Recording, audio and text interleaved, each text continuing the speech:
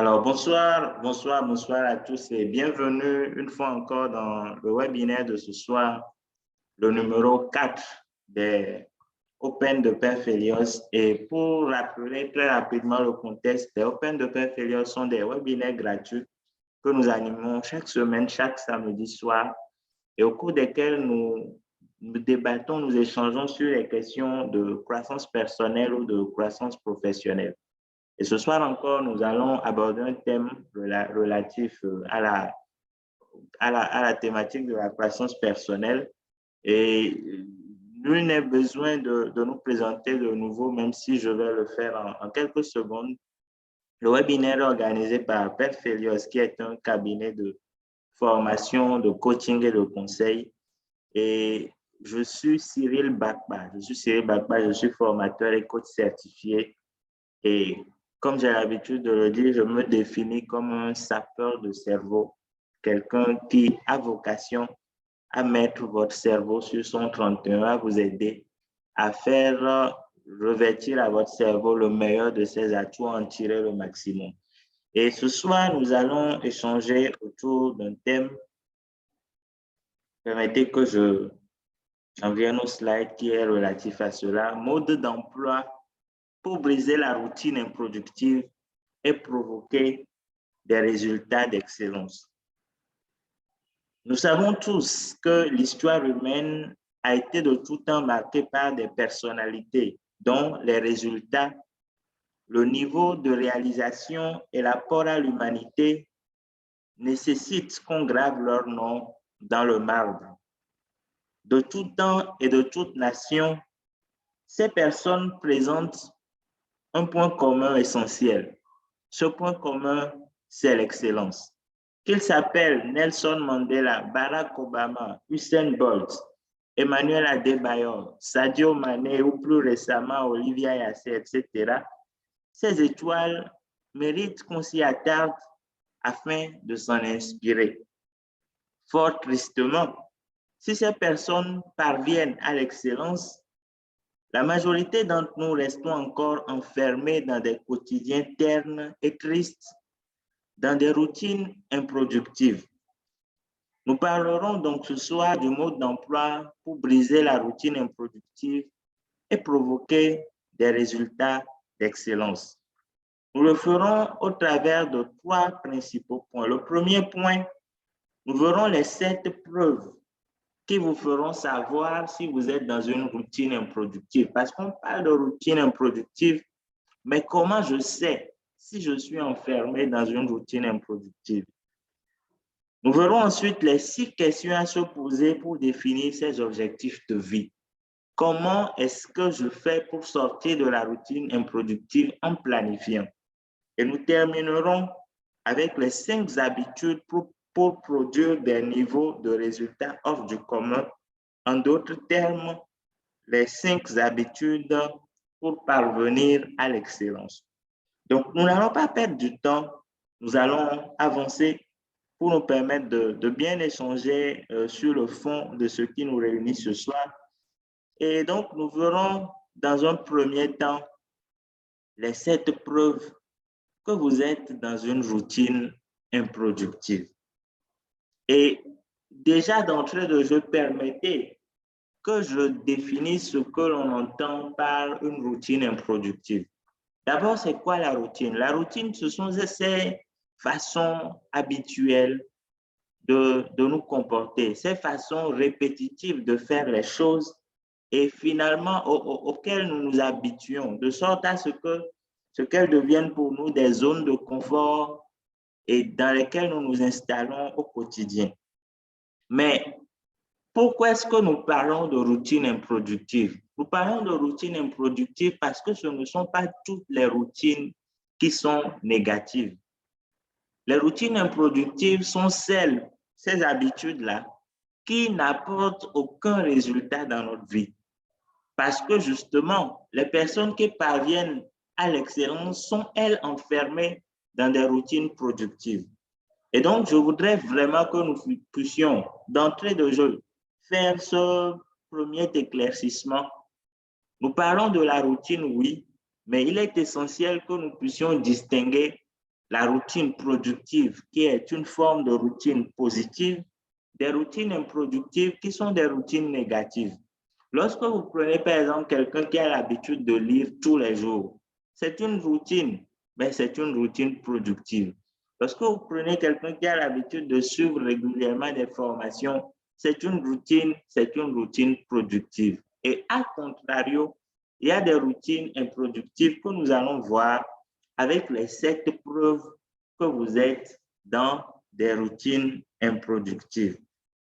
Si vous êtes prêts, on va y aller. La première preuve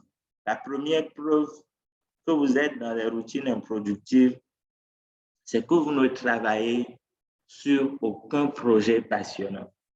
Je répète, vous ne travaillez sur aucun projet passionnant.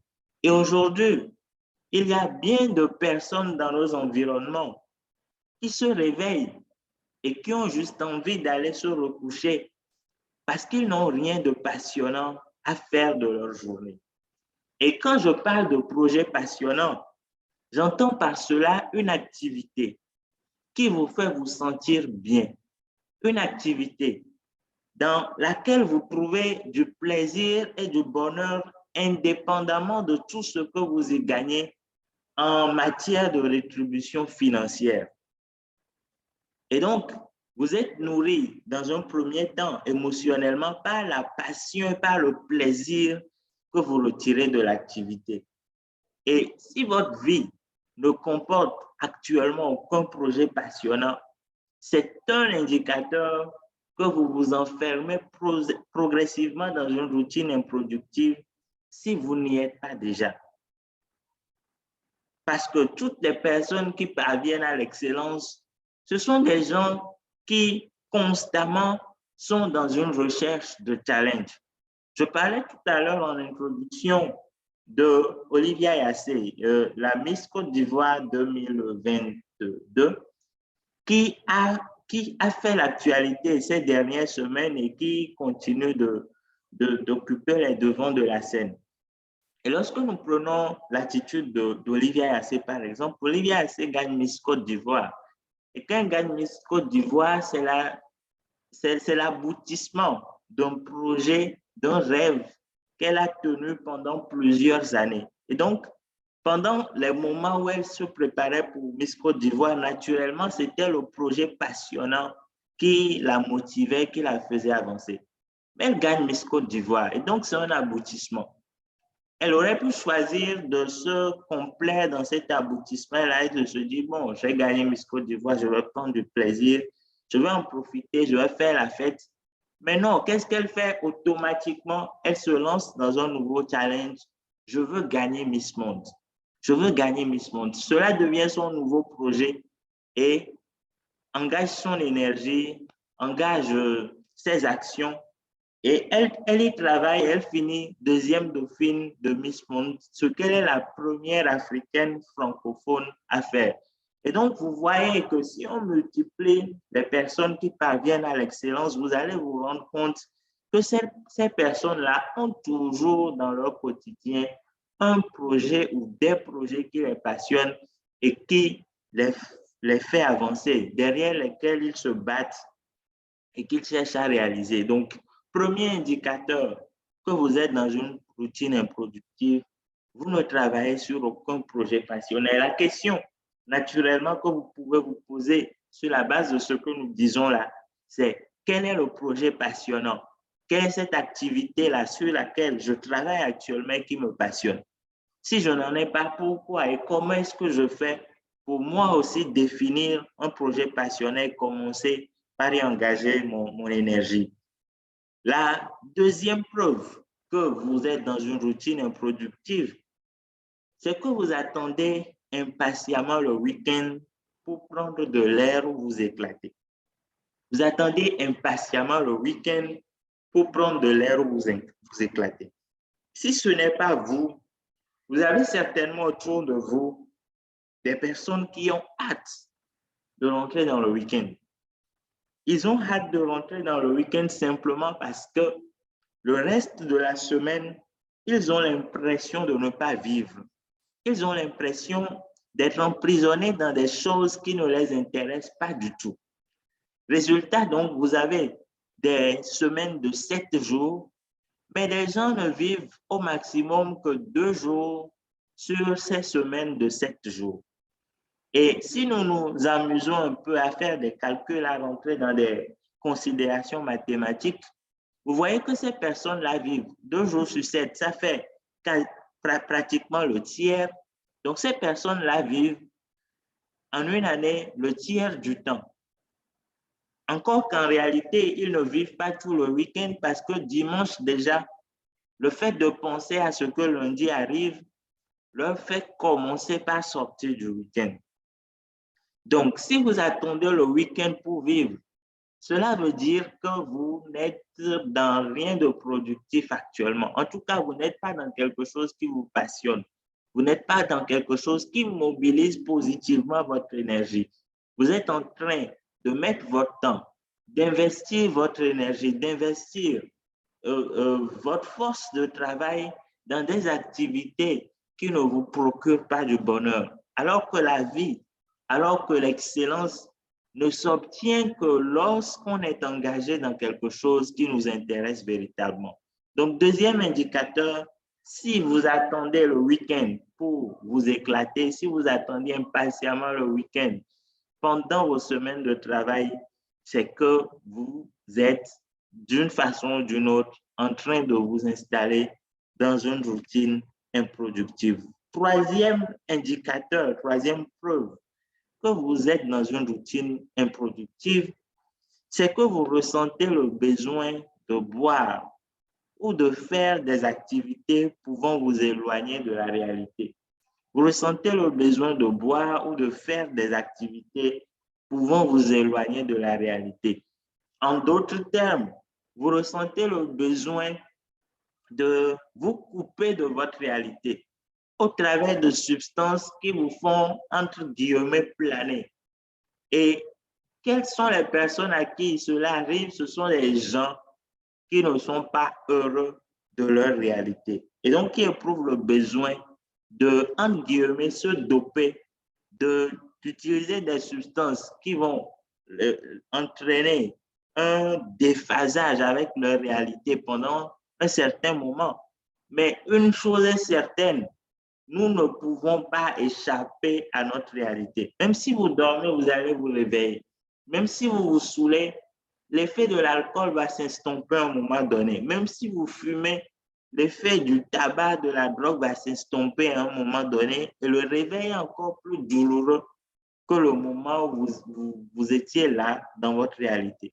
Et donc, si vous ressentez le besoin de consommer des substances, de faire certaines activités qui vont vous éloigner de votre réalité pendant une période plus ou moins longue, c'est que vous n'êtes pas content de votre réalité, c'est que soit vous êtes en train de vous ennuyer, ou soit vous êtes en train de faire des choses qui vous prennent du temps, mais qui ne vous apportent pas le bien-être émotionnel que vous recherchez.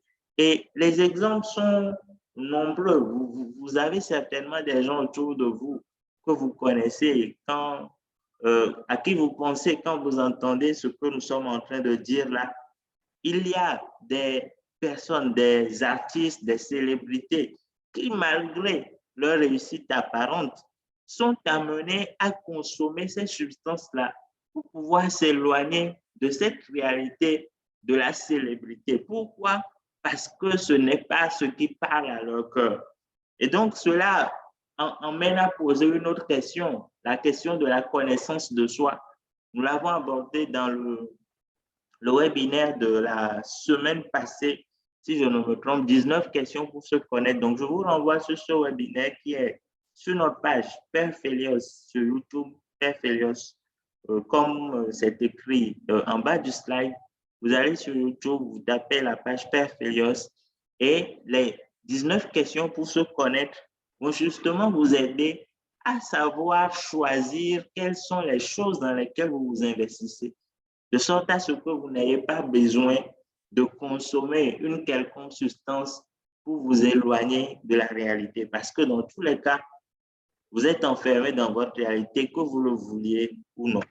Quatrième indicateur Quatrième preuve que vous êtes enfermé dans une routine improductive, c'est que vous consommez plus que vous ne produisez.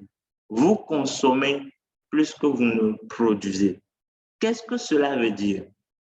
En fait, ne prenons pas la consommation ici dans le sens relatif à l'alimentation, mais prenons la consommation dans le sens relatif aux résultats.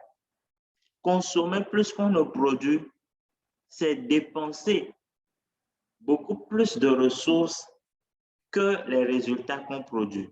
Je prends un exemple. Je prends, par exemple, 500 francs pour produire des pop-corn que je ne vends qu'à 200, que je n'arrive à vendre qu'à 200. Ça veut dire quoi? Ça veut dire que j'ai un déficit de 300 francs.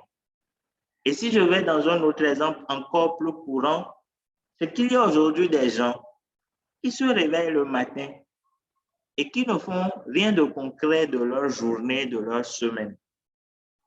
Et naturellement, quand vous demandez à ces gens-là ce qu'ils ont produit tout au long de la semaine, et je vais dans un premier temps m'attarder sur le volet financier, vous allez voir que ces gens-là n'ont rien produit. Ou ils vous diront, ah, cette semaine, j'ai gagné 2000. Ok, tu as gagné 2000, mais combien as-tu dépensé? Lorsque vous commencez par faire une analyse, vous vous rendez compte que ces personnes-là ont peut-être dépensé 10, 15, 20 000 dans la semaine, mais ils n'ont gagné que 2000 francs. Qu'est-ce que cela veut dire? Ça veut dire qu'ils ont consommé plus qu'ils n'ont produit. Et en fait, si vous consommez plus que vous ne produisez, qu'est-ce qui va arriver naturellement? C'est que vous allez arriver à un moment donné à une faillite totale, une faillite complète. Et cette faillite va faire quoi? Va faire que vous allez atteindre un point de rupture et que votre vie, l'équilibre de votre vie sera totalement mis en cause. Et donc, si vous consommez plus que vous ne produisez, c'est que vous êtes en train de vous enfermer dans une routine improductive. Et tant que vous êtes improductif dans le monde où nous sommes, à un moment donné, vous allez, d'une façon ou d'une autre, être éliminé, être largué par la vie. Et vous n'aurez d'autre choix que de subir la vie, que de vivre de survivre, parce que vivre même, c'est un mot trop fort, de survivre dans des conditions qui ne seront pas bonnes du tout, alors que vous avez été créé pour vivre dans le meilleur, pour vous épanouir, pour être heureux. Et donc, il n'y a pas de raison pour que nous ne soyons pas productifs pour cela. Donc, quatrième indicateur, si vous consommez plus que vous ne produisez, c'est que vous êtes en danger, vous êtes dans une routine improductive.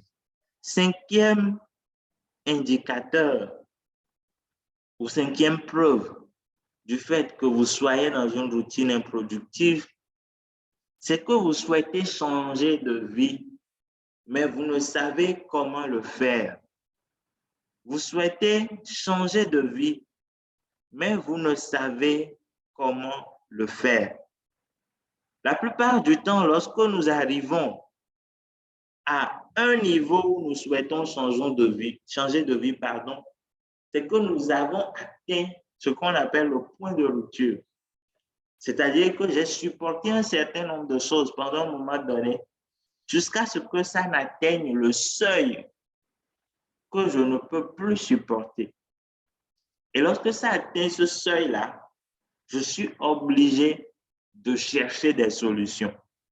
Mais ce qui se passe avec beaucoup de personnes, c'est qu'ils n'ont pas pris le temps de préparer la solution. Je prends un exemple. Vous allez voir des gens qui vivent aujourd'hui dans des situations difficiles. Ils joignent difficilement les deux bouts. Peut-être qu'il est jeune, célibataire, sans enfant et tout. Donc, puisqu'il est seul, bon, s'il trouve 500, il mange une fois dans la journée, il se débrouille, comme on dit. Et cette situation-là ne va pas le révolter. Cette situation-là ne va pas le faire sortir de chez lui pour aller se battre. Il va se dire que Dieu fera, etc. Il est là. Jusqu'à ce que n'arrive le moment où il doit fonder une famille. Et à partir de ce moment-là, il se rend compte que son mode de vie actuel ne peut plus tenir. Et parce qu'il est dos au mur, il va vouloir maintenant changer de vie. Sauf que parce qu'il ne s'est pas préparé, parce qu'il n'a pas pris le temps de comprendre, ah, si je veux trouver du travail, voici le mode d'emploi. Si je veux entreprendre, voici le mode d'emploi. Il veut changer de vie, mais il n'a pas les outils et les ressources pour changer de vie. Et donc, ça veut dire que pendant longtemps, il était dans une routine improductive, mais il n'a pas pris sur lui de travailler pour sortir de cette routine improductive-là. Donc, une des preuves que vous êtes dans une routine improductive, ou en tout cas que vous y avez été longtemps, c'est que vous voulez maintenant changer de vie. Vous voulez maintenant avoir des résultats, mais vous ne savez pas comment faire. Vous ne savez pas comment faire. Je voudrais vous rassurer que ce n'est pas tard. Le simple fait d'être sur ce webinaire, c'est déjà un premier pas. Et les outils que nous verrons jusqu'à la fin de la session de ce soir vous permettront certainement d'acquérir les bases pour commencer par avancer vers la vie que vous souhaitez. Sixième preuve que vous êtes dans une routine improductive, vous n'avez pas d'objectif ni de feuille de route claire. Vous n'avez pas d'objectif ni de feuille de route claire. Et moi, je voudrais que vous-même, vous puissiez vous poser les bonnes questions. Que vous-même, vous puissiez vous demander quels sont mes objectifs à l'instant T. Si cette question vous était posée, est-ce que vous êtes en même d'y répondre en 30 secondes, 1 minute? Quels sont vos objectifs à l'instant T? Êtes-vous à même de répondre à cette question? Si oui, est-ce que derrière ces objectifs, il y a une feuille de route, c'est-à-dire il y a des actions listées, des sous-actions, des tâches avec des deadlines qui vous permettent de faire le suivi de l'avancée vers vos objectifs? Parce qu'il ne suffit pas d'avoir des objectifs, il faut pouvoir avoir un plan d'action adossé aux objectifs et qui vous permette de pouvoir avancer. Lorsque je travaille, et souvent en début d'année, en fin d'année, en début d'année, avec des personnes de différents profils sur leurs objectifs, je suis toujours fasciné lorsque nous commençons par dessiner le plan d'action, la feuille de route, par la façon dont les gens s'y mettent, dessinent leur feuille de route, etc. Et après, en évaluant, et ça fait quelques années que je le fais, je me rends compte que ces personnes-là qui ont défini des feuilles de route derrière leurs objectifs arrivent à mieux atteindre leurs objectifs que des personnes qui ont juste dit « cette année, je veux perdre du poids », sans définir le comment je fais pour perdre du poids. Cette année, je veux lire 10 livres, sans définir le comment je fais pour arriver à lire ces 10 livres-là et quels sont ces 10 livres-là.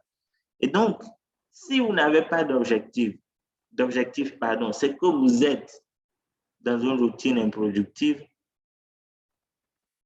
Si en plus, vous avez peut-être des objectifs, mais vous n'avez pas de feuille de route, c'est que vous êtes dans une routine qui a de fortes chances d'être improductive. Donc, vous n'avez pas d'objectif et de feuille de route claire, c'est un indicateur, une preuve que vous êtes dans une routine improductive. Et septième et dernière preuve du fait que vous soyez dans une routine improductive, c'est que vous n'investissez pas suffisamment en vous. Vous n'investissez pas, ou plus, c'est selon, suffisamment en vous. Qu'est-ce que cela veut dire? Investir en soi, c'est quoi? Nous tous, nous comprenons investir en soi. Investir en soi, c'est acheter des livres, c'est suivre des formations, c'est payer le prix pour aller dans des rencontres, pour aller travailler chez des gens, sous des gens, pour apprendre, pour travailler sur soi, apprendre, acquérir un savoir-faire, un savoir-être, etc. Mais vous ne le faites plus suffisamment. Si vous ne le faites plus suffisamment, c'est que vous vous ancrez progressivement dans une routine improductive. Pourquoi? Parce que pour produire du résultat, il faut avoir les ressources pour produire du résultat. Si je veux prendre un exemple ou caricaturer, c'est que vous ne pouvez pas faire de la farine de maïs si vous n'avez pas mis du maïs dans le moulin. Je répète, vous ne pouvez pas faire de la farine de maïs si vous n'avez pas mis du maïs dans le moulin. Et donc, vous ne pouvez pas faire des résultats qui sont les extrants si vous n'avez pas mis en vous-même les intrants qui sont les ressources, les savoir-faire que vous devez acquérir.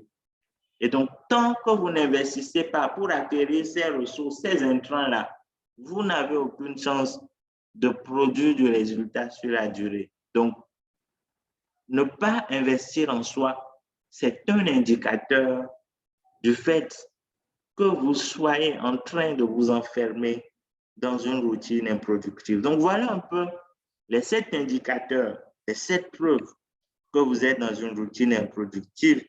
Et l'exercice que je vais vous demander de faire, c'est d'évaluer le nombre de preuves qui vous concernent.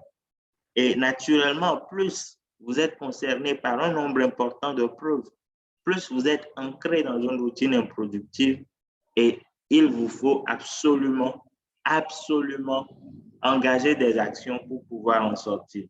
Donc, les 7 indicateurs, si j'ose les reprendre très rapidement pour ne pas perdre du temps, c'est que vous ne travaillez sur aucun projet passionnant. Second indicateur, vous attendez impatiemment le week-end pour prendre de l'air ou vous éclater. Troisième indicateur, vous ressentez le besoin de boire ou de faire des activités pouvant vous éloigner de la réalité. Quatrième indicateur, vous consommez plus de ressources que vous ne produisez de résultats. Cinquième indicateur, vous voulez changer de vie, mais vous ne savez comment.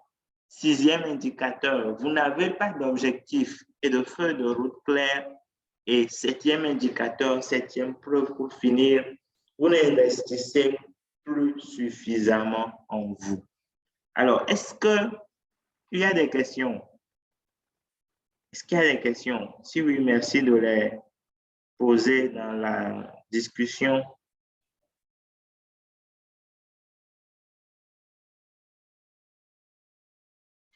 Avez-vous des questions?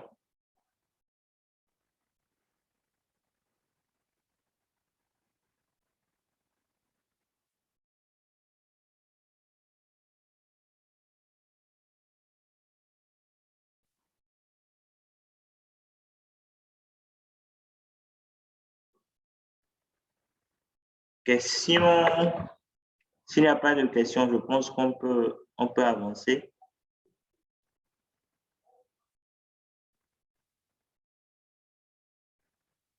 D'accord, super. Donc, je crois qu'on va avancer. S'il y a des questions, on les recevra quand ce sera le moment. Donc, nous allons voir maintenant les 6 questions à se poser pour définir ses objectifs de vie. Nous avons parlé tout à l'heure dans les 7 preuves que vous êtes dans une routine improductive. Nous avons parlé du fait que vous n'ayez pas d'objectif ou de feuille de route claire. Et en fait, produire du résultat ne peut se faire quand on n'a pas en amont défini les objectifs que l'on veut atteindre. Les objectifs de vie sont le préalable de toute production de résultats. Et cela n'est pas seulement lié à l'individu, quelle que soit l'échelle du système que vous prenez, on ne produit pas de résultats sans avoir en amont défini les objectifs. Que vous preniez une famille, une entreprise, un pays, un continent, etc. vous ne pouvez pas produire du résultat si vous n'avez pas en amont défini des objectifs. Donc, nous allons voir les 6 questions à se poser pour définir ces objectifs de vie. J'espère que ces 6 questions-là vont éclairer chacun de nous sur les voies et moyens pour pouvoir définir de bons objectifs et pouvoir ainsi avancer vers un niveau de production de résultats plus élevé que celui où on se trouve actuellement. Donc, première question à se poser, et c'est une question basique. Que voulez-vous? Qu'est-ce que je veux véritablement? Et ce qu'il y a de paradoxal ou d'étonnant avec ce genre de questions, c'est qu'elles paraissent simples, mais elles sont suffisamment profondes. Elles paraissent simples, mais y répondre ne se fait pas aussi simplement que cela peut paraître. Et je le disais tout à l'heure, en réalité, pour répondre à cette question, qu'est-ce que je veux? Je dois d'abord faire un travail préalable de connaissance de moi-même. Et je vous renvoie tout à l'heure à notre webinaire « Se connaître en 19 questions », notre webinaire de la semaine passée, que je rappelle encore, vous pouvez trouver sur notre page YouTube Père Felios. Donc, que voulez-vous? Que voulez-vous? Que voulez-vous obtenir de la vie? C'est une question essentielle. C'est une question de base pour toute personne qui recherche l'excellence. Qu'est-ce que je veux obtenir de la vie? J'ai l'habitude de donner un exemple dans mes formations quand je parle de la question des objectifs. Je dis toujours que je prends un exemple banal. Je suis au Togo. J'ai à l'ouest le Ghana, à l'est le Bénin. Et je ne peux pas, en voulant aller au Bénin, prendre le chemin de l'ouest. Vous êtes d'accord? Je ne peux pas, en voulant aller au Bénin, prendre le chemin de l'ouest. Parce que si je prends le chemin de l'ouest, c'est que j'ai pris la route du Ghana. Mais avant de pouvoir choisir ma route, c'est que j'ai choisi ma destination. C'est parce que je veux aller au Bénin que quand je sors de chez moi, je sais quelle voie prendre. En réalité, c'est cela tout le rôle des objectifs. Parce que si je commence par marcher avant de me demander où est-ce que je vais, il est probable que je perde du temps dans la mauvaise direction avant de vouloir rebrousser chemin. Et donc, c'est important, lorsque je veux commencer par produire du résultat, que je prenne le temps de me demander où est-ce que je vais. Il y a Einstein qui dit quelque chose, c'est une citation, je ne sais pas si j'ai la formule exacte, mais je vais la paraphraser en guillemets. Il dit que s'il avait 1 heure de temps pour résoudre un problème dont sa vie dépendait, il allait prendre au moins 45 minutes pour réfléchir à la solution du problème et prendre 15 minutes pour résoudre le problème dans la pratique. Je répète, il dit que s'il avait un problème dont sa vie dépend de la résolution du problème. En d'autres termes, s'il arrive à résoudre le problème, sa vie est sauve. S'il n'arrive pas, il meurt. C'est comme dans les films et dans beaucoup de films d'action, en tout cas ceux de l'époque, il y a des moments où les policiers sont confrontés à des bombes qui peuvent exploser à tout moment. Et si le policier coupe le mauvais fil, la bombe explose. Mais il doit couper un fil pour arrêter la bombe. Donc, c'est ce genre de problème dont Einstein parle. Et il dit qu'il va prendre 45 minutes pour réfléchir au problème. C'est-à-dire que la première chose que nous devons faire, ce n'est pas de nous précipiter dans l'action. C'est de planifier l'action que nous voulons faire. Parce que sans plan et sans stratégie, cela ne sert à rien de courir parce que vous allez tourner en rond.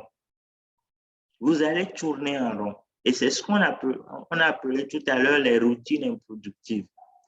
Les routines improductives ne sont pas forcément des manques d'action. Vous allez parfois voir des gens très engagés dans l'action, tout le temps occupés, mais ces personnes sont dans des routines improductives parce qu'ils ne produisent aucun résultat. Donc, que voulez-vous? Question essentielle à se poser. Question qu'il faut prendre le temps, véritablement prendre le temps d'analyser afin de parvenir à la bonne réponse qui va vous permettre d'avancer. Et je peux préciser la question en disant, que voulez-vous? Et en listant un certain nombre de domaines. Qu'est-ce que je veux sur le plan professionnel? Qu'est-ce que je veux sur le plan familial? Qu'est-ce que je veux sur le plan financier? Etc., etc. Donc, qu'est-ce que je veux dans les différents domaines de ma vie? Deuxième question, est-ce que cela dépend de vous? Est-ce que cela dépend de vous? C'est une question importante parce que beaucoup de personnes veulent des choses qui ne dépendent pas d'eux. Et lorsque vous voulez quelque chose qui ne dépend pas de vous, le risque, c'est que vous arriviez à un moment donné à une profonde frustration parce que vous n'arrivez pas à obtenir ce que vous voulez. Je ne sais pas quel exemple prendre dans les médias, mais je vais essayer de prendre, je prends un exemple banal. Je prends l'exemple d'un couple qui veut avoir un enfant. Et ce couple-là a fait tout ce qu'il faut pendant un certain temps et n'a pas été exaucé dans son désir d'enfant. Ils sont allés à l'hôpital et tout va bien physiologiquement, mais ils ne sont pas exaucés dans leur désir d'enfant. Alors, pour ce couple, une chose est de vouloir un enfant, mais est-ce que dans l'absolu, le fait d'avoir un enfant dépend entièrement d'eux? La question est non, bien évidemment.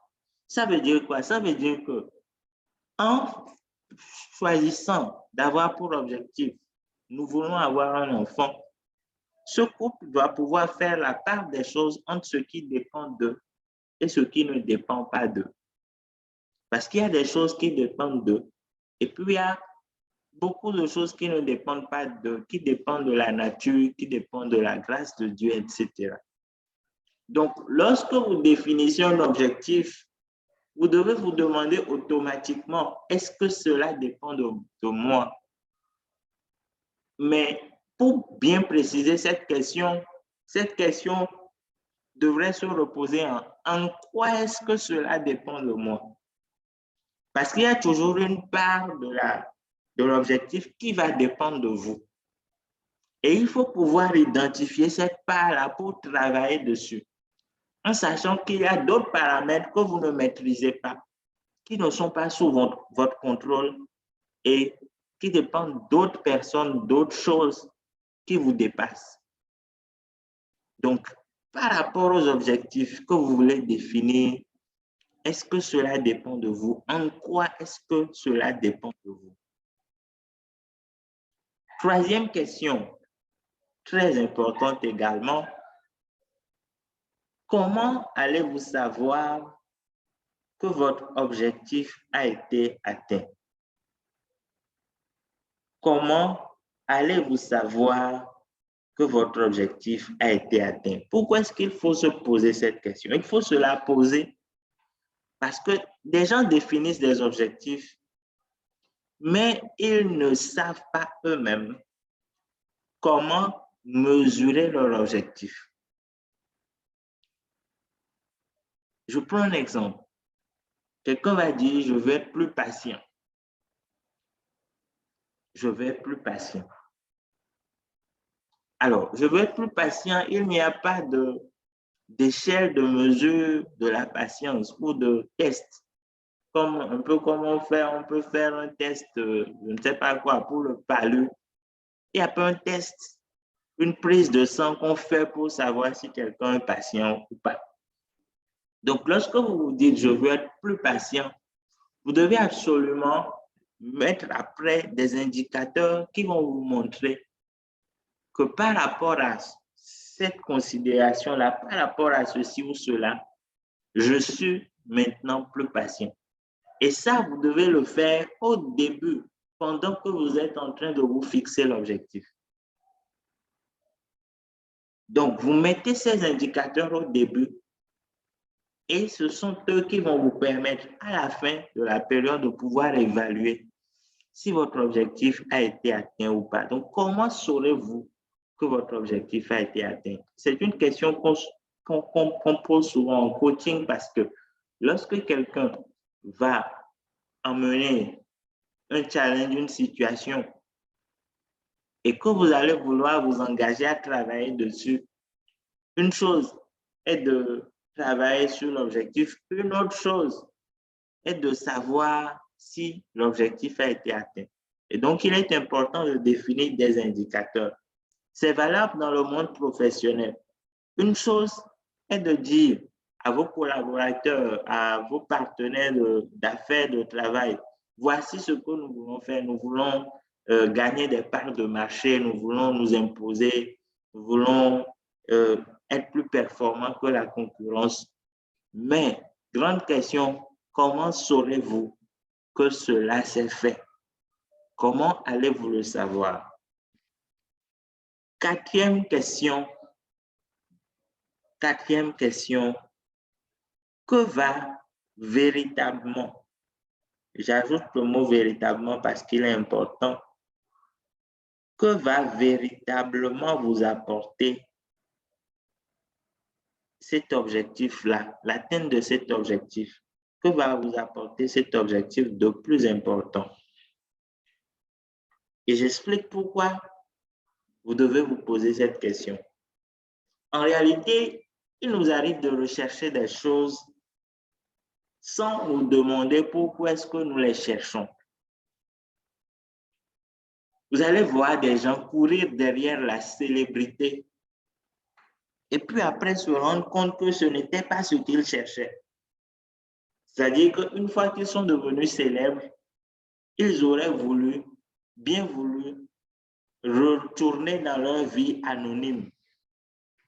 Pourquoi? Parce qu'en recherchant la célébrité, ils n'ont pas pris le temps de réfléchir à qu'est-ce que cela va m'apporter? Qu'est-ce que cela va m'apporter de bien? Est-ce que ce que cela va m'apporter de bien, c'est véritablement ce que je recherche? Parce que nous sommes tous des êtres vivants, nous sommes tous des humains, mais nous n'avons pas les mêmes besoins. C'est vrai qu'on peut rassembler nos besoins dans des catégories, un peu comme ce qui est fait dans la pyramide de Maslow, où on dit les besoins de base, c'est les besoins physiologiques, les besoins de sécurité, etc. Mais même dans les besoins, quand on quitte les besoins physiologiques, même sur les besoins physiologiques, c'est vrai qu'on va dire, par exemple, que nous avons tous besoin de manger, mais nous n'avons pas tous envie de manger la même chose. Vous allez prendre des gens, des Africains qui sont en Europe, qui vont dire qu'ils ont du mal à manger parce que ce qu'ils trouvent pour s'alimenter ne correspond pas à ce qu'ils aiment. Et pourtant, c'est le même besoin de manger. Pendant le même temps, vous allez voir là-bas des Occidentaux, des Blancs en Afrique, qui vont vous dire également qu'ils n'arrivent pas à bien manger. Pourquoi? Parce qu'ils ne retrouvent pas ce qu'ils cherchent. Donc, vous voyez que, en fait, nous avons peut-être des mêmes familles de besoins, mais parce que nous sommes différents culturellement, socialement, etc., nous n'avons pas exactement les mêmes types de besoins. Et donc, ce qu'une grosse voiture va apporter à X, cela ne va pas être la même chose qu'à Y. Donc, il ne faut pas que Y cherche absolument à réussir comme X parce qu'ils n'ont pas les mêmes besoins. Donc, au lieu de courir derrière des choses, je dois me demander qu'est-ce que cela va m'apporter de plus important. Cinquième question, très essentielle également. Dans le pire des scénarios, que peut-il se passer après avoir atteint l'objectif? Dans le pire des scénarios, que peut-il se passer après que l'objectif ait été atteint? Cela rejoint la question que nous nous sommes posée tout à l'heure, qui était de savoir qu'est-ce que cela va m'apporter d'important. Et là, nous sommes dans le positif, dans la question 4. Mais dans la question 5, nous abordons la question sous un angle négatif.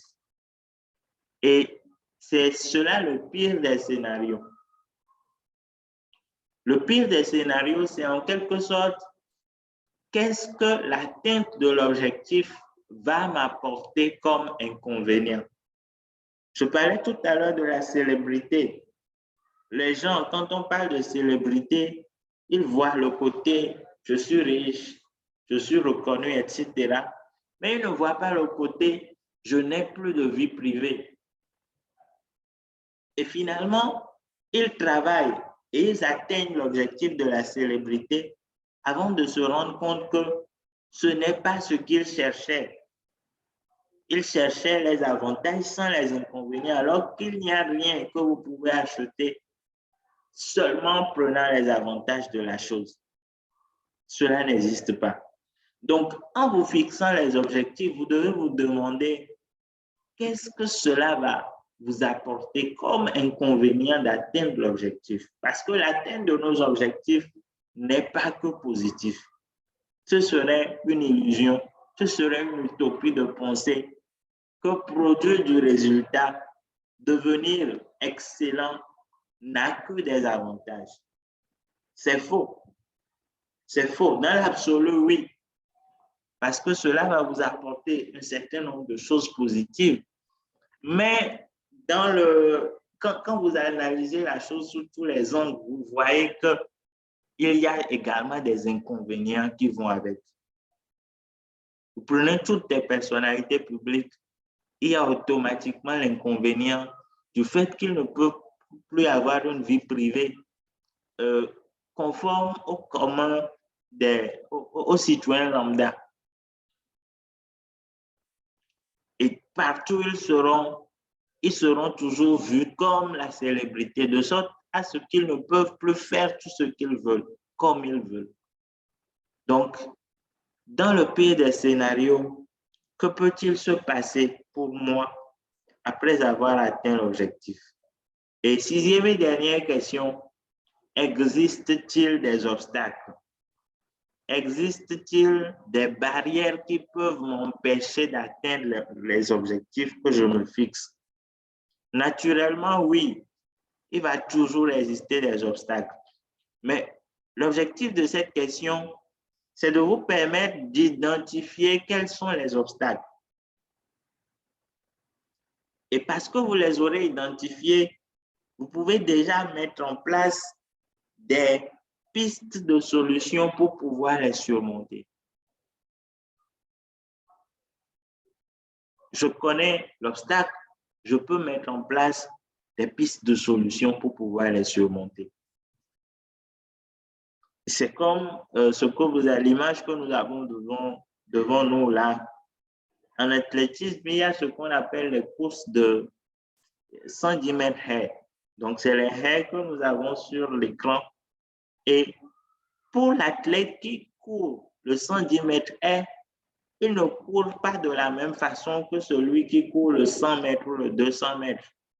Parce que celui qui court le 100 mètres ou le 200 mètres, il doit juste courir le plus rapide possible.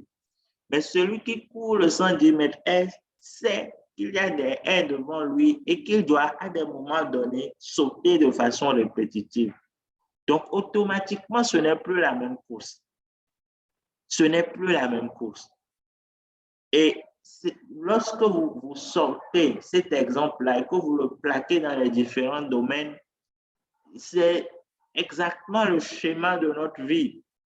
Aujourd'hui, vous allez voir des gens qui se plaignent, qui vont se plaindre que, ah, moi, je suis né au Togo, moi, je suis né au Bénin, en Côte d'Ivoire, au Sénégal, parce que je suis en Afrique, c'est difficile, le contexte ne s'y prête pas, etc.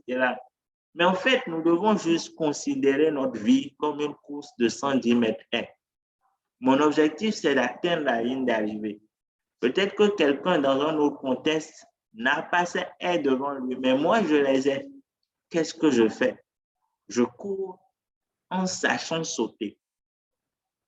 Mais je dois pouvoir, avant de commencer la course ou pendant que je cours, être à même de voir quels sont les haies, quels sont les obstacles que j'ai sur le chemin. Sinon, je ne vais pas pouvoir y arriver parce que je vais les cogner, je vais me faire mal et je ne vais pas pouvoir aller au bout de ma course comme il le faut. Donc, existent les obstacles, identifier les obstacles, préparer les solutions qu'il faut pour pouvoir franchir ces obstacles-là. Donc, voilà également les 6 questions à se poser pour définir ses objectifs de vie. Une fois encore, y a-t-il des questions? Y a-t-il des questions avant que nous n'abordions le dernier point, la dernière ligne droite de nos échanges de ce soir?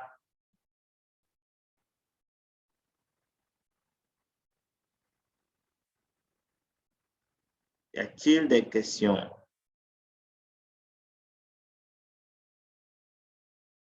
Y a-t-il des questions? Je crois que non.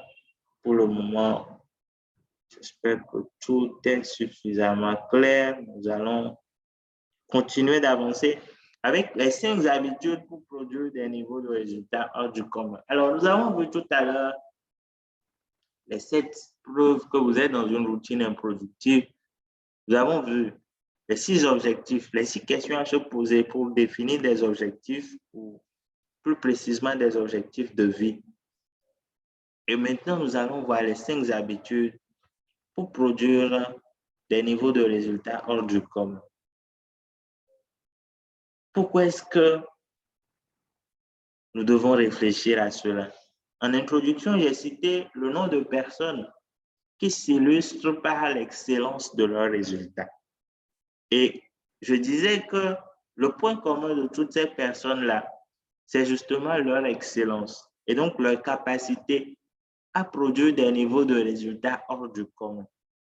Et en réalité, lorsque nous voulons rentrer dans une véritable analyse de la situation, du contexte dans lequel nous sommes aujourd'hui, vous ne pouvez pas réussir de façon véritable dans un domaine si vous ne parvenez pas à devenir excellent.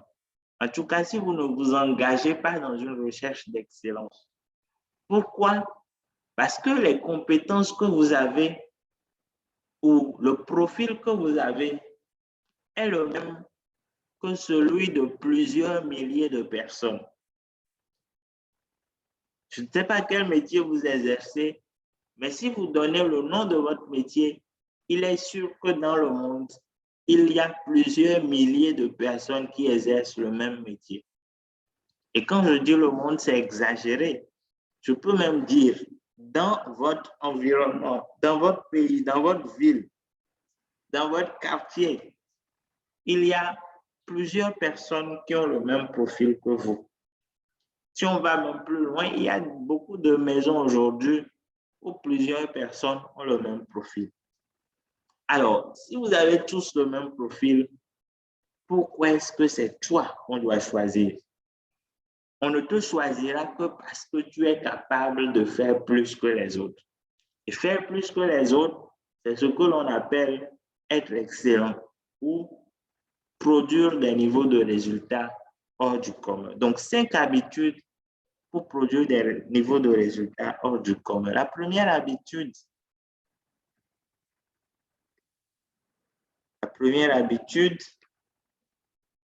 c'est de vous libérer du qu'en dira-t-on. vous libérer du qu'en dira-t-on. Aussi bizarre que cela puisse paraître, beaucoup de personnes ne vivent pas à cause du jugement que les autres peuvent avoir sur leurs actions. En d'autres termes, cela veut dire que constamment ces personnes sont là et au lieu d'agir, elles passent du temps à réfléchir à qu'est-ce que X va dire si je fais ça? Est-ce que Y ne va pas trouver que je suis devenu plus prétentieux? Est-ce que tel ne va pas trouver que je suis trop jeune pour faire ça? Et finalement, le temps de finir de se poser toutes ces questions leur vient passer. Et ils sont déjà, pour la plupart, vieux. Et maintenant, quand ils ont fini de se poser les questions du qu'en dira-t-on, ils rentrent dans la phase de regret, où ils se disent, ah, si je savais, j'aurais dû, j'aurais dû, j'aurais dû. Et ce que je décris là, c'est la situation de beaucoup de personnes dans ce monde. Beaucoup de personnes passent à côté de l'expression de leur potentiel à cause du regard des autres. Et par expérience, je peux affirmer que vous ne pouvez rien faire, vous ne pouvez rien réussir dans la vie tant que vous êtes enfermé dans la prison du qu'en dira-t-on. Et quand je parle de ça, il y a une histoire qui me vient à l'esprit. Je ne sais pas si j'ai le, euh, le bon récit, mais je vais quand même raconter, pour certains connaissent peut-être, c'est l'histoire d'un vieillard qui voyageait avec son enfant. Le vieillard voyageait avec son enfant et puis il devait cheminer sur une longue distance et il avait un âne. Et pendant qu'il marchait, dans un premier temps, le vieillard était sur l'âne avec son enfant. Ils y étaient tous les deux. Et des passants étaient en train de cheminer par là. Et quand ils ont vu, ils disaient, mais regardez ces deux messieurs qui sont en train de fatiguer cet âne. Comment est-ce qu'ils peuvent tous les deux monter sur le dos de l'âne alors que l'âne est fatigué? Pourquoi est-ce qu'ils ne peuvent pas laisser une seule personne sur le dos de l'âne? Et quand le vieillard entend ça, il se dit, ah bon, peut-être qu'ils ont raison. Je vais descendre et laisser mon fils sur l'âne. Le fils était sur l'âne quand le vieillard marchait à côté de l'âne. Et ils ont encore rencontré d'autres passants. Et ces autres passants ont dit, ah, regardez le vieillard là. Comment est-ce que lui peut être en train de marcher, lui le vieux, et son fils qui est jeune va être sur le dos de l'âne? Comment est-ce qu'il peut faire ça? Est-ce que le jeune là même est conscient? Le vieillard entend ça, son fils l'entend aussi, et il décide d'inverser leur place. Donc le vieillard va s'asseoir sur le dos de l'âne et le fils est en train de marcher. Ils voient encore d'autres passants qui disent, oh, c'est quel vieillard ça? Lui, il a déjà vécu et il laisse son fils souffrir, alors que c'est son fils, le futur, l'avenir. Il faut que le fils préserve ses forces, etc. Normalement, c'est le vieillard qui doit marcher et le fils sera sur l'âne. Et ils font encore ça. Et finalement, ils décident à un moment donné, à cause de, ils inversent les positions, mais les gens pas, ils décident à un moment donné de descendre tous les deux et de laisser l'âne avec le dos vide et de marcher tous les deux avec l'âne à côté. Et ils tombent encore sur des personnes qui disent, oh, c'est quels idiots ça. Comment est-ce que vous pouvez avoir un âne et être en train de marcher? Pourquoi est-ce que vous ne pouvez pas monter tous les deux sur le dos de l'âne? Et quand ils entendent ces dernières personnes, le vieillard regarde son fils et lui dit, mon fils, si tu as quelque chose à faire, fais-le. Parce que quoi que tu fasses, il y aura toujours des gens pour te critiquer. Donc, quoi que nous fassions, chers amis, que vous agissiez ou que vous n'agissiez pas, il y aura toujours des gens pour parler de vous et pour vous critiquer. quelle que soit la façon dont vous allez faire la chose, il y aura toujours des gens qui trouveront que ce n'est pas bien fait ou que ce n'est pas vous qui devez le faire.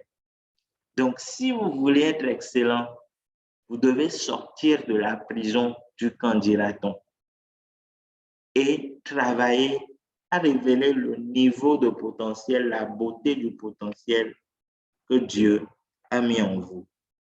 Deuxième habitude, très importante, si vous voulez produire des niveaux de résultats hors du commun, vous devez agir massivement. Normalement, j'aurais dû mettre massivement en rouge. Parce qu'une chose est d'agir, une chose est d'agir massivement. Parce que quand on parle d'action, tout le monde va dire, ah, moi aussi je fais des efforts. Vous prenez tout le monde sur cette terre, en tout cas la majorité, ils vous diront qu'ils sont en train de faire des efforts. D'accord, ils sont en train d'agir. Le simple fait de se lever même le matin, de sortir de son lit, c'est une action. Le fait d'aller se brosser les dents, c'est une action. Mais est-ce que c'est une action productive? Première question. Deuxième question, est-ce que c'est une action faite massivement? Est-ce que c'est une action faite massivement? Je ne sais pas si vous avez l'habitude de voir une émission comme Fort Boyard, qu'une émission de jeu qu'on faisait sur des chaînes de télévision françaises. Bon, je ne sais plus si on fait toujours cela, mais ce que je voulais dire, c'est qu'il y a des épreuves dans Fort Boyard et dans presque toutes les épreuves, on cherche des clés, mais il y a des épreuves particulièrement où, pour, par exemple, prendre la clé, il faut remplir un tube avec avec du liquide. Et la clé ne sort que si un certain niveau de liquide a été atteint. Donc, vous pouvez mettre du liquide, mais tant que le niveau liquide n'a pas été atteint, la clé ne va pas sortir. Et c'est ce qui se passe avec beaucoup de personnes. Ils agissent, ils mettent de l'eau, mais est-ce qu'ils ont mis le niveau d'eau pour que la clé puisse sortir? Est-ce qu'ils ont produit le niveau d'effort, le niveau de sacrifice pour que les résultats puissent arriver? Des gens commencent par faire une petite chose, une petite action, et puis commencent à crier, ah, c'est difficile, ça ne marche pas, le pays ne marche pas, tout est compliqué, tout devient cher, etc. Mais la grande question, avez-vous agi massivement? Lorsque vous prenez la personne sur l'image que nous avons devant nous, Usain Bolt, vous ne pouvez pas imaginer combien de fois quelqu'un comme Usain Bolt s'entraîne pour pouvoir produire du résultat. Je suivais un documentaire de Usain Bolt où on montrait une de ces phases d'entraînement où, après un certain nombre d'efforts à l'entraînement, il s'est mis à vomir pendant plusieurs minutes parce que le niveau de souffrance qu'il infligeait à son corps pendant l'entraînement était tel que le corps ne supportait pas. Et il faisait cela juste pour pouvoir courir pendant une dizaine de secondes, moins de 10 secondes. C'est-à-dire qu'il passait plusieurs années à s'entraîner tous les jours, à souffrir tous les jours à l'entraînement pour pouvoir venir en compétition souffrir pendant 10 secondes. Et 10 secondes se sont passées tout à l'heure, quoi. 10 secondes, c'est un clin d'œil. Mais pour être capable de faire ça en un clin d'œil, il faut des années, des dizaines d'années de travail. Chers amis, une chose est de dire j'agis, mais est-ce que nous sommes en train d'agir massivement? C'est la grande question. Et personnellement, je pense que si nous analysons la question de l'action massive, nous allons nous rendre compte pour beaucoup que nous n'agissons pas encore suffisamment de façon massive. Nous ne le faisons pas encore. Nous avons encore beaucoup de marge pour entrer dans une action massive. Est-ce que je produis suffisamment d'efforts par rapport rapport à ce que je veux, par rapport au niveau d'excellence que je recherche. Est-ce que je produis suffisamment d'efforts? C'est une question que chaque a le devoir de se poser. Troisième habitude de ceux qui arrivent à produire des niveaux de résultats excellents, ils s'accommodent de la douleur du prix à payer. Ils s'accommodent de la douleur du prix à payer. J'en parlais tout à l'heure quand je donnais l'exemple de Usain Bolt, quand je disais qu'il souffrait pendant les entraînements. En fait, il n'y a pas de résultat sans sacrifice. Il n'y a pas de résultat sans prix à payer. Il n'y a pas de résultat sans douleur. Pour faire même une rime, je dirais qu'il n'y a pas de couleur, c'est-à-dire qu'il n'y a pas de joie sans douleur. Vous n'allez pas, vous ne pouvez pas, vous ne pouvez rien obtenir si vous ne payez le prix de cela. Donc, les personnes qui arrivent à l'excellence, ce sont des gens qui sont habitués à la douleur du prix à payer. Ce sont des gens qui ne se plaignent pas quand ils sortent 10 000, 20 000, 30 000 pour acheter quelque chose qui va leur permettre de produire plus de résultats. Ce sont des gens qui n'ont pas peur d'investir en eux pour pouvoir produire encore plus de résultats. Je suivais juste hier un reportage, c'est une vidéo sur Facebook, sur un peintre ivoirien, il s'appelle Aboudia. Après, vous pourrez aller rechercher cette vidéo-là. Il s'appelle Aboudia. Et ce peintre-là, il a vendu en mars, juste le mois qui vient de finir là. C'est une vidéo qui est actuelle, qui est récente. Il a vendu un tableau, un seul tableau, à 300 millions de francs CFA. Je dis bien 300 millions de francs CFA, le tiers, quasiment le tiers d'1 milliard. Il a vendu un seul tableau à 300 millions de francs CFA. Et donc, dans la petite vidéo, on lui demandait quels étaient les montants où il a vendu, quel était le prix de ses premiers tableaux, quelles sont ses premières grosses ventes. Et il disait qu'il a vendu ses premiers tableaux les plus chers à 500 000 et à 2 millions de francs.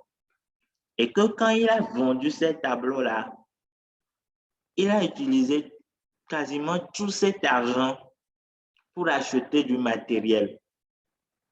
Parce qu'il n'avait pas encore tous les matériels qu'il recherchait pour travailler. Donc, il a pris les 2 500 000 quasiment en totalité pour acheter du matériel.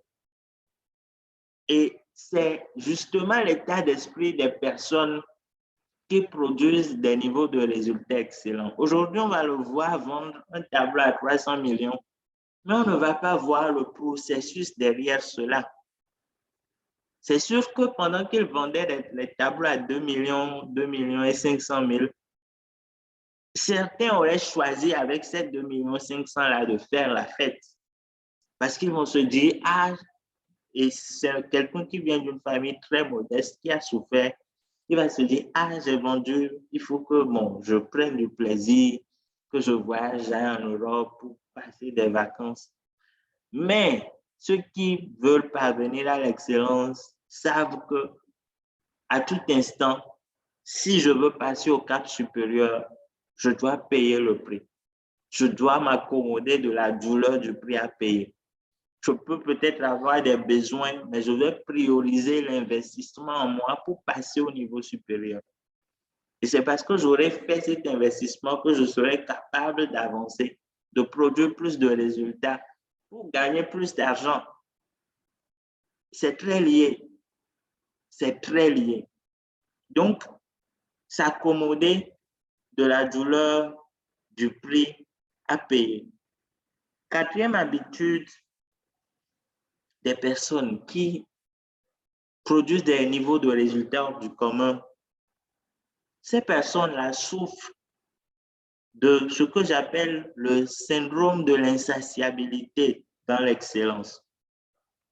Le syndrome de l'insatiabilité dans l'excellence. Qu'est-ce que ça veut dire? Cela cadre parfaitement avec l'exemple de Aboudia que je donnais tout à l'heure. Et cela cadre avec l'exemple de Olivia Assé que j'ai donné au début. Et tous les exemples de personnes excellentes que vous pouvez prendre vous également autour de vous. En fait, ces personnes excellentes ne s'arrêtent pas, ne prennent pas des victoires d'étape pour des victoires finales. Quand vous prenez le cyclisme, par exemple, vous allez voir qu'un tour cycliste, c'est plusieurs étapes. Et le gagnant du tour, c'est la personne qui aura parcouru le tour dans le moins de temps possible. Donc, il y a des gens qui gagnent des étapes pendant le tour, mais qui ne sont pas forcément les personnes qui vont remporter la victoire finale. Pourquoi? Parce que ce ne sont pas eux qui ont fait le moins de temps possible. Donc, lorsque vous êtes dans la quête de l'excellence, vous ne devez jamais confondre une victoire d'étape à une victoire finale. Vous allez faire du résultat, vous allez être acclamé, vous allez être célébré, vous allez gagner de l'argent. Mais toute la question, c'est est-ce que vous êtes rassasié de ce que vous avez produit comme niveau de résultat? Le jour où vous serez rassasié de vos résultats, le jour où vous n'aurez plus faim d'excellence, ce jour-là, vous allez commencer par rentrer dans ce qu'on a vu au début, la routine improductive.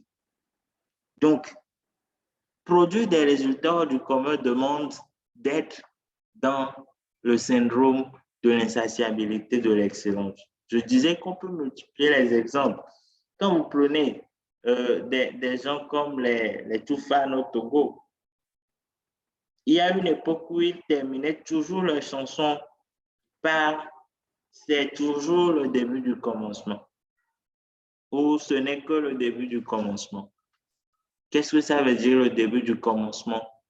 C'est qu'ils se disent que quel que soit le niveau de résultat qu'ils font actuellement, ils doivent encore faire plus. Et c'est cela, le syndrome de l'insatiabilité dans l'excellence. Donc, je vais vous demander vous-même déjà d'identifier des exemples de personnes excellentes qui souffrent de ce syndrome et d'analyser votre vie aujourd'hui par rapport à cela. Est-ce que vous êtes insatiable dans votre recherche d'excellence?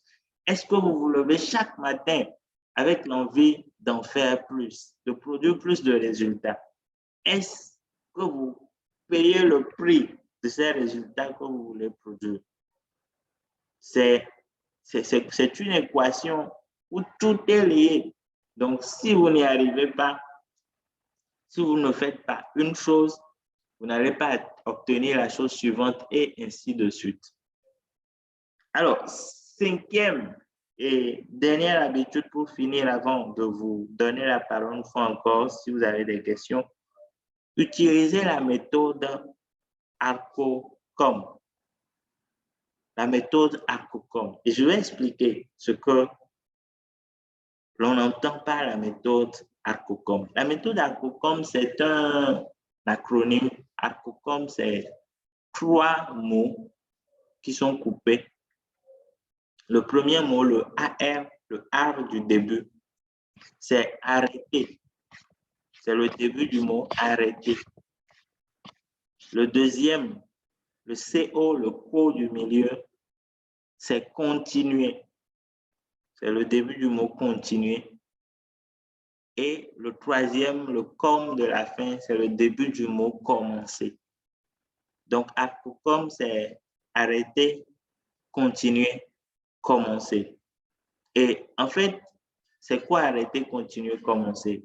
Quel que soit le niveau de résultat, ou le niveau d'excellence où vous vous situez actuellement, quel que soit votre niveau de résultat actuel, vous devez toujours vous poser 3 questions. La première question, c'est qu'est-ce que je dois arrêter? Arrêter en termes de mauvaises habitudes. Arrêter en termes d'actions qui ne produisent pas de résultat depuis longtemps. Arrêter en termes de relations qui ne me font pas avancer. Arrêter en termes de choses qui me prennent du temps et de l'argent, mais qui ne m'aident pas à progresser. Donc, qu'est-ce que je dois arrêter? Parce que, quelles que soient les ressources que vous avez, que ce soit le temps, l'argent, etc. Toutes nos ressources quasiment sont des ressources limitées. Vous n'avez pas plusieurs milliards. Même si vous avez plusieurs milliards, c'est une ressource limitée parce que cela peut finir. Vous n'avez que 24 heures dans la journée. C'est une ressource limitée. Votre énergie même est une ressource limitée parce que vous pouvez vous fatiguer. Donc, vous devez constamment vous demander qu'est-ce que j'arrête. Dans vos engagements, il y a des choses que vous étiez capable de faire il y a 5-10 ans qui ne vous sont plus utiles, qui ne sont plus pertinents aujourd'hui, qu'il faut que vous arrêtiez. Donc, qu'est-ce que j'arrête? Première question. Seconde question, qu'est-ce que je continue?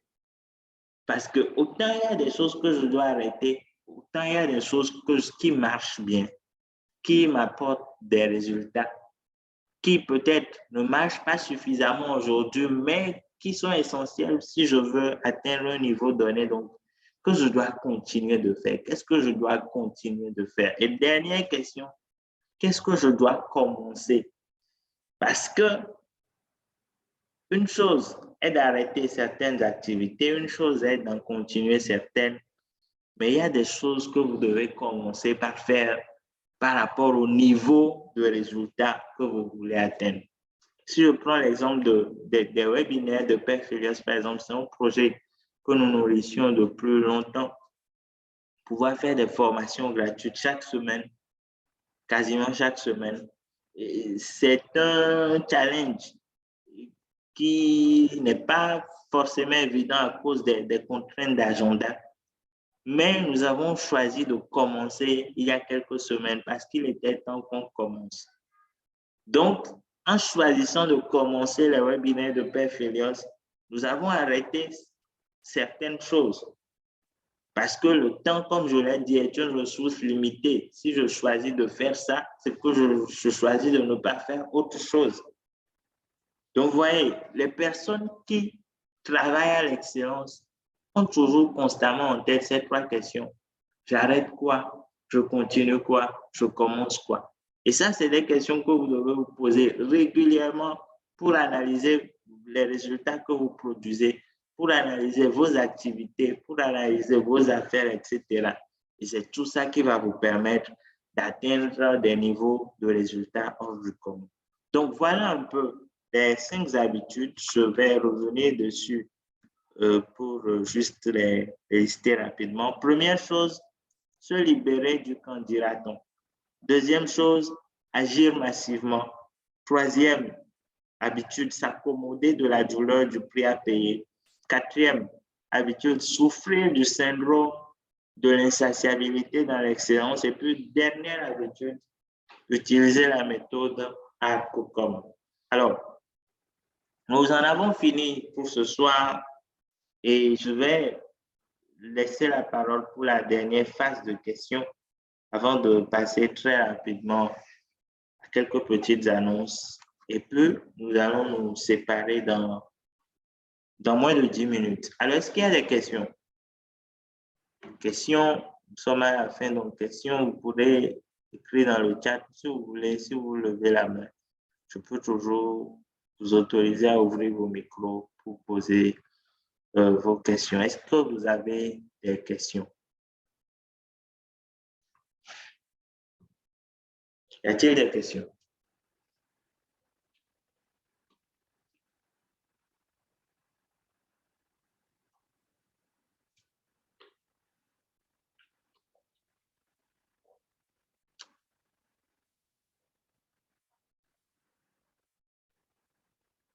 Y a-t-il des questions?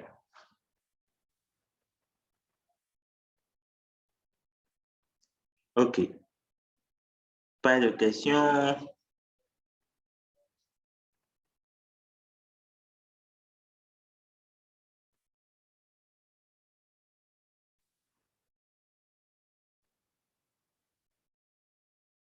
Je pense qu'il n'y a pas de questions.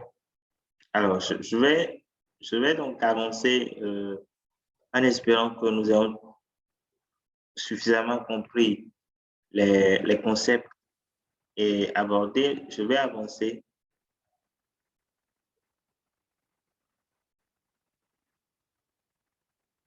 je vais avancer pour rapidement vous présenter certains programmes, certains services de Père Helios dont vous avez certainement déjà entendu parler. Alors, Père Helios, cabinet de formation, coaching et conseil, connaissez le lien du site www.perfelios.com où vous retrouverez l'essentiel de ce que nous faisons et également sur nos réseaux sociaux Facebook, Instagram, YouTube, essentiellement, où vous trouverez du contenu test et sur YouTube, les vidéos de nos précédents webinaires que je vous invite à regarder parce que ce que nous avons dit ce soir est lié en partie à des aspects abordés dans les précédents webinaires, notamment le webinaire sur le point se connaître en 19 questions que nous avons tenu la semaine dernière. Nous avons abordé des questions qui éclairent ce que nous avons dit aujourd'hui. Donc, abonnez-vous à nos pages Facebook, Instagram et à notre compte YouTube et visitez le site www.perfelios.com. Nos actions du moment, c'est le programme AURA, programme d'accompagnement à l'excellence des prises de parole en public que nous démarrons lundi prochain. Lundi, ce sera le début de la 4e vague du programme. Le programme a commencé il y a exactement une année, en avril 2021. Et nous sommes heureux, un an après de commencer la 4e vague, donc trois vagues qui se sont succédées, plus d'une trentaine de personnes formées sur les différentes vagues et le plaisir de commencer cette 4e vague. Nous avons encore de la place, de la disponibilité. Donc, si vous souhaitez nous rejoindre, il suffit juste de nous contacter sur le numéro que vous voyez en bas là, plus 228 70 03 98 46 ou de nous écrire par mail sur le mail que vous voyez ou de nous contacter, quoi. Je crois que vous savez comment le faire. Donc, le programme démarre lundi. Il y a plein de belles choses dans le programme. Tout ce qu'il faut pour parvenir à devenir un orateur excellent. L'une des nouveautés que nous instituons également à partir de cette vague, c'est la possibilité, en fait, pour toutes les personnes qui ont suivi le programme Aura d'appartenir à notre club Aura Plus, qui est un club d'art oratoire. Donc, l'idée, c'est de faire en sorte qu'une fois que vous avez suivi le programme Aura, vous ayez toujours de façon permanente un cadre où vous pourrez continuer par vous exercer en matière d'art oratoire, de sorte à ce que ce ne soit pas juste un travail sur 50 jours, mais au-delà, que ce soit dans 1 an, dans 2 ans, dans 5 ans, dans 10 ans, Inch'Allah, le club continue de vivre et vous permettre de vous exercer. Donc, opportunité très intéressante, n'hésitez pas à nous rejoindre dessus. Et l'autre outil du moment que vous devez, je dis vous devez parce que cela vous sera très profitable, c'est notre livre « Chaque crise est une opportunité » que beaucoup ont lu. Les témoignages nous viennent, vous avez tous les jours sur le contenu de l'œuvre, sur ce que cela apporte à ceux qui l'ont lu, sur à quel point ça les aide à percevoir, à changer de perception sur la vie.